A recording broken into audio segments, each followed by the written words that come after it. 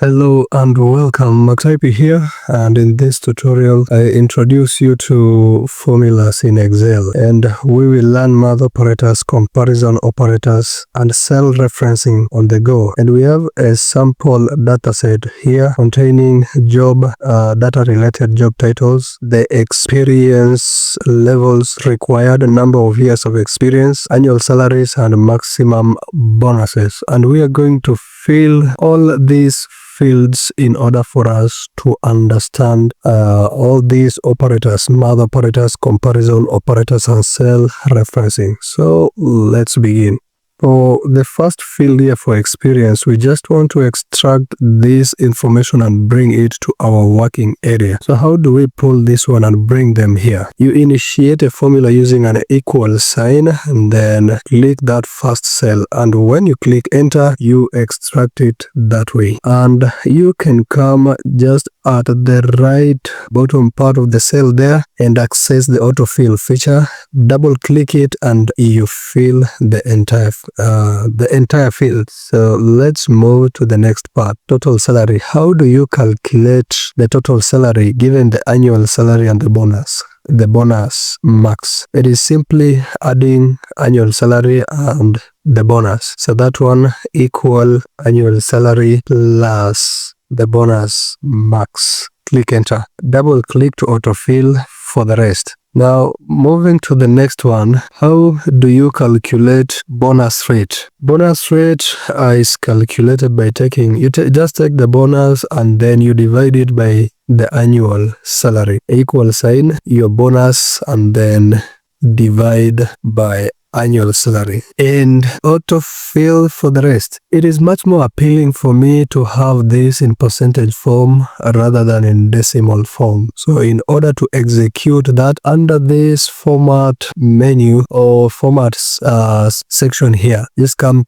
to this one and click percent, and boom, just like that we convert it to percentage form. If you want to increase the number of decimal places, you can keep clicking that one, and to reduce you click this one. So let me retain in one decimal place. The next one is to confirm the total salary. How do you go about confirming this one? Given the bonus rate, how can we obtain the total salary? Take the bonus rate, and if you multiply the bonus rate by the annual salary, you should be able to get the bonus. If you add the annual salary to it, then you will be able to obtain the total salary, and then we can autofill for the rest. Alright, we are on a roll. Now the next section is to confirm whether the total salary equals to confirm the salary. So in this one we are trying to use the comparison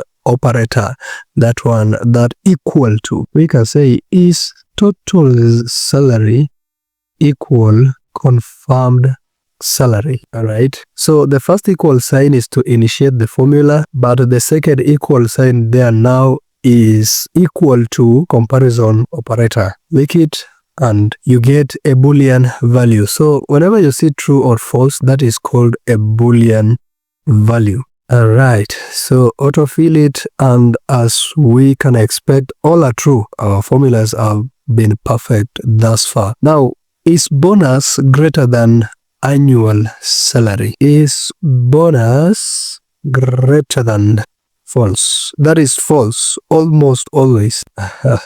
So autofill, and as we would expect, everything there is false. Meets experience. Now down here there is a place for us to fill in our job goals. Suppose we have 6 years of experience. Suppose you have 6 years of experience, and based on these total salaries here, and say you have a salary expectation of $105,000. For the first part here, how do we check if a certain job title meets our experience? Well, for it to meet our our experience level, then the number of years of experience required for that job title should be less than or equal to our experience level. So we can say is experience here required for this title less than or greater than our own. Our own was 6. And you can get true and you can autofill and you can now investigate. This one is 5, it's less than 6, so it is true. The only instances that will be false is this 7, 10 and 8. Now suppose we change this one to 7 instead of 6. What will happen? Actually nothing changes, so it's always very good. Instead of using this, we call them hard coding values like 6. I recommend that you reference the cell instead. So in this case, let's reference this cell C15. Click enter and autofill for the rest. In this case, it has updated for 7 years. So in this case, I expect the only ones that will be false are these 2. Now, we are running into a problem. And why is that? Because I expected only these ones to display false. But for the rest, which are less than or equal to 7, should have displayed true. Now let's investigate even further and see what is the problem. Let's see, for example, this one. Let me check it. Cell F9 has been referenced correctly, but this one, C21 is way down here. What is the problem? This one has no problem, but this one has a problem because every other time we move down, Excel is going to reference one cell down. For this one, it will reference C16 instead of C15. So in order to get around this problem, we need to lock it. You can lock both the column and the row, and we use dollar signs to do that.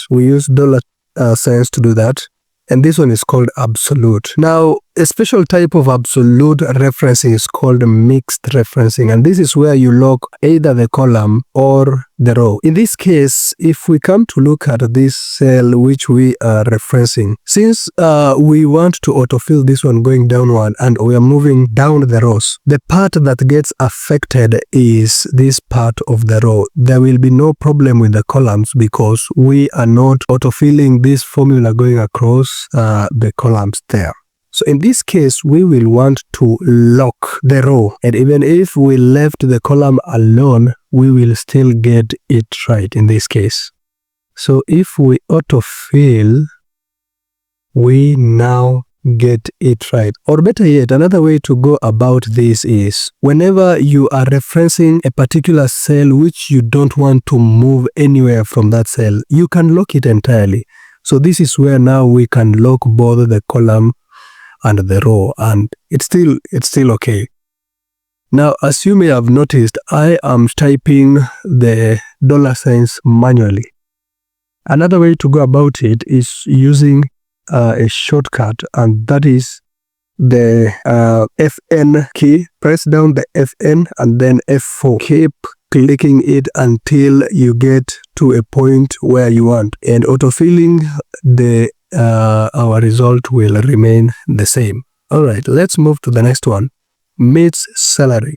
For this to meet our salary expectation, then the salaries of this job title should be greater than or equal to our total salary expectation. So in that case, we can come here and say, is this total salary greater than or equal to our salary expectation? And again, in this case, we don't want to move away from C16, so we can either lock the column and the row at the same time. And just to be safe, I would rather do absolute referencing in this case and autofill for the rest.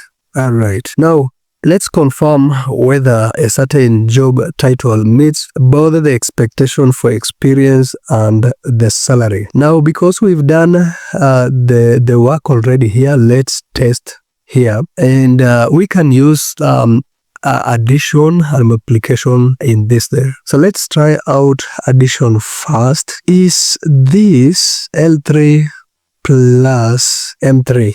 So for the instances of experience and salary, if you add them, what is it going to give us? It has given us 2. Why? Because look here. look here. Behind the scenes, true equals to 1 and false equals to 0. So in this case, 1 plus 1 equals to 2. Let's autofill for the rest and check this one. So in this case, this is 1 plus 0 and we get 1. So instead of using addition, I would rather use multiplication so that I get 1 and 0. That is the one that will be more useful for us. All right. Now, 1 multiplied by 1 is 1. That is why we've gotten 1 there. All right. Let's autofill for the rest. If we want to return a Boolean value, then we can say, is the entire thing which we have obtained at the moment, is it equals to 1? And now we can obtain Boolean values like that. Another way to go about this is to use AND function. AND takes logicals. So let's type that one. And whenever you type a function known by Excel, they will pop up. You can double click on that. The first logical, let's set this one, or rather this one as the first logical, then comma, the second logical here. We have only 2 logicals in this case. Click enter and you get it is true. Now you see it has replicated. So AND is much better than going all this trauma. Now the last one which we want to tackle in this case is a simple way of getting whether these titles meet both the criteria without having to do all these columns. And let's use the AND function again. Let's hide all these columns, selecting them, select all of them, right click and go to hide. So that's how you can hide columns. So in this one, we want to confirm now whether both criteria have been met without necessarily having to create more columns like we did previously. So let's begin with an equal sign and use that AND function. So we will write the logical just like we used previously. Let's start with the experience. So is this experience less than or equal to our own experience level? And we'll lock it entirely to avoid problems. Is this total salary greater than or equal to our own total salary expectation? Lock it entirely again, close the bracket and click enter. So in that case, we will obtain the same thing. Alright, thank you for coming this far with this tutorial, and I will see you in the next one.